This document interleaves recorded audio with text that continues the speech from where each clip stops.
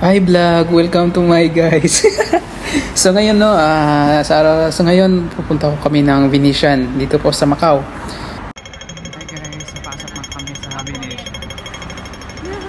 So bale, ito po yung harap ng Venetian. Ito yung kapag bumaba ka ng bus, ito po yung makikita niyo po. Ito yung harap ng Venetian. Kamo.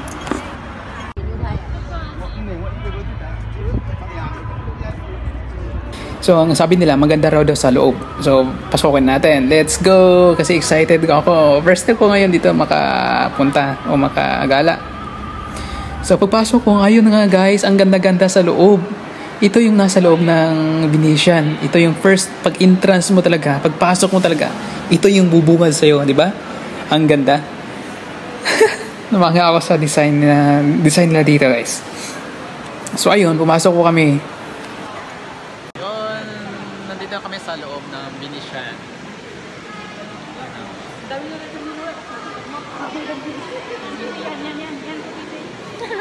Busy sa kaka-picture.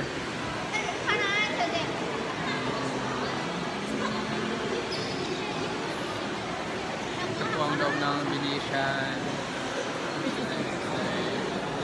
So pagkatapos mag-picture sa labas, pumasok kami dito sa second entrance o pangalawang pasok po dito. Ito po yung parang langit, parang paraiso guys. Oo, ang ganda-ganda talaga dito, sabi nila. So ayun, excited na naman ako kaya nasa loob nito. So pagpasok ko, ayun, napakaraming tao pala dito. Ito yung entrance, ito yung papasok po sa parang langit, parang paraiso. At ito na nga yung paraiso. Yung gabi ito, pero pagpasok mo, parang araw, di ba? Ang ganda-ganda. So ayun, napakasaya ko dito, parang hindi ko napansin yung oras, 'di ba? Parang araw lang. So ito yung nasa loob ng Venetian, ito yung sikat nila. Mayroon pong river dito guys, mayroon pong booth. Kung pwede ka sakay-sakay. Laki ng Venetian, makamaligaw tayo. So hi guys, nandito po ako ngayon sa Paraiso na langit-langit.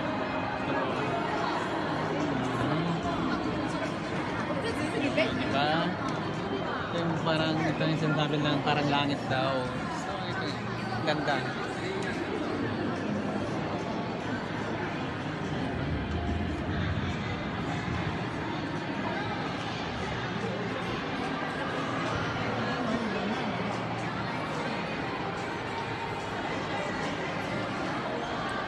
So far, ito yung maganda sa Venetian.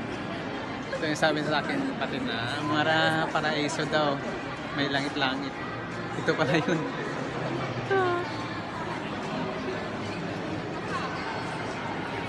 So, ayun, tumigil ako nagsasalita dito kasi marami palang Pinoy. Ang ingay ko, siyempre, nag-vlog ako dito Tapos, ang sabay-sabi ko, tapos narinig ko sa gilid ko yata, Pinoy rin. Dami ko lang Pinoy dito. So, ang ginawa ko lang, nag-video lang ako. Yung view lang ginawa ko. Hindi ako nag-iingay. Magkapagalitan tayo. Siyempre, nahiya rin ako dito. Kasama ko dito yung lola ko at yung ate ko at friends ng ate ko. Mga Pinay rin yan. Nag-work sila dito. Sa totoo lang, hindi ako nag-enjoy sa pagpunta ko dito kasi busy ako sa kaka-vlog. Lagi ko naka-cellphone. Pero okay lang yon kasi remembrance. Ito yung tinuturo ko kayo sa Venetian. Ang laki ng Venetian to Ito lang yung main attraction nila. So dito lang kami. Kasi kapag iikot-ikot ka, kulang pa yung isang araw. Ang laki nito ng Venetian. Oo. So, mayroon ding booth dito. Pwede ka sasakay.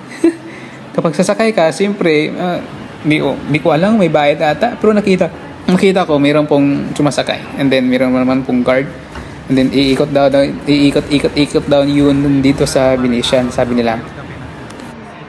So, bale, ito yung daanan ng boat nila. Oo, ito yung tubig. Iikot-ikot daw doon ito sa buong Venetian. Gusto ko sanang itry kasi wala na yung oras. Gabi na kasi dito. Kaya, ayun, pag after namin dito, lumabas na kami agad.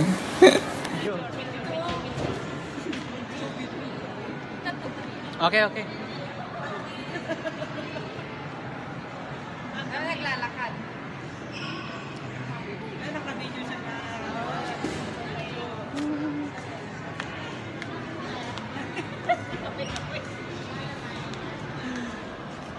Kaway-kaway.